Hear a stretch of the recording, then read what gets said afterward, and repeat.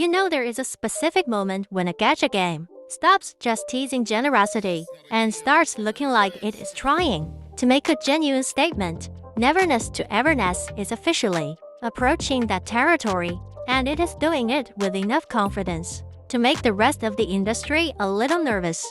The recent live stream showed us some incredibly impressive technical upgrades, like higher frame rates and much smoother optimization. But let's be honest with ourselves here. As cool as ray tracing and quality of life improvements are, they are not the main reason everyone is currently losing their minds. What really made the community sit up and pay attention was the sheer volume of free wishes and pulls being thrown our way. It feels like the developers looked at standard launch rewards and decided that moderation was just a suggestion they weren't interested in following, coming right on the heels of some mixed feelings regarding other major gacha anniversaries. This game suddenly looks like it is trying to single-handedly restore faith in the genre. Hope usually comes in the form of a good story, but in this world, it is arriving in the form of hundreds of free pulls. If we look at the numbers, it is actually a bit wild. Just for the ongoing registration event,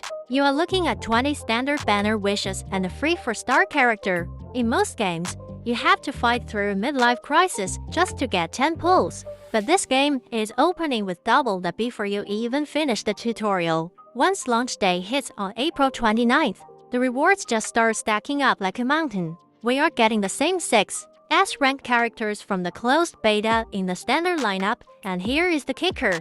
There is a guaranteed S-rank after only 50 wishes. That is a massive acceleration for early game progression compared to other systems that make you crawl toward a pity count while pretending the struggle is part of the experience. Then you have the 14-day login event, which has another 12 limited banner pulls. This is where things get serious because limited pulls are usually guarded, like state secrets by most publishers. But it doesn't even stop there. As you push your hunter level up to 40, you're reportedly getting another 35 standard wishes and 10 more limited ones. This means the progression itself is the reward engine rather than just a grind. When you add everything up from the live stream, the totals are staggering. We are talking about 169 standard wishes and 32 limited wishes. Then you factor in the weapon wishes and the premium currency called analyst, which converts into even more. Some estimates are putting the total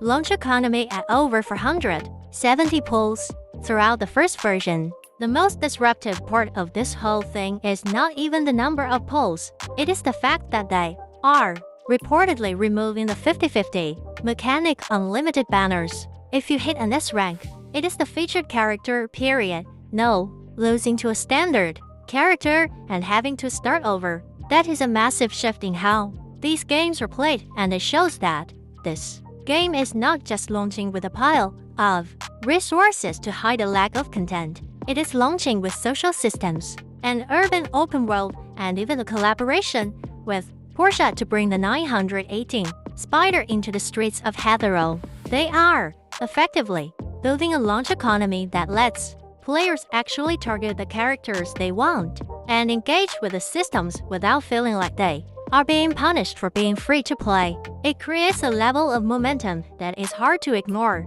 If a game can make you feel powerful and invested in the first week, you are much more likely to stick around. This feels less like a casual release and more like a loud announcement that they intend to compete with the biggest names in the room. Of course, we have to keep a bit of a level head. Launch rewards are fantastic for getting people through the door, but long-term health depends on monetization and how they handle power creep over time. Free pulls attract the crowd, but the gameplay is what keeps the lights on. Still, first impressions matter more than almost anything else in this industry, and this is a very loud first impression. If these rewards hold up, April 29th is going to be a very busy day for gacha fans. So what do you think about this massive giveaway? Is this the new benchmark for how games should launch?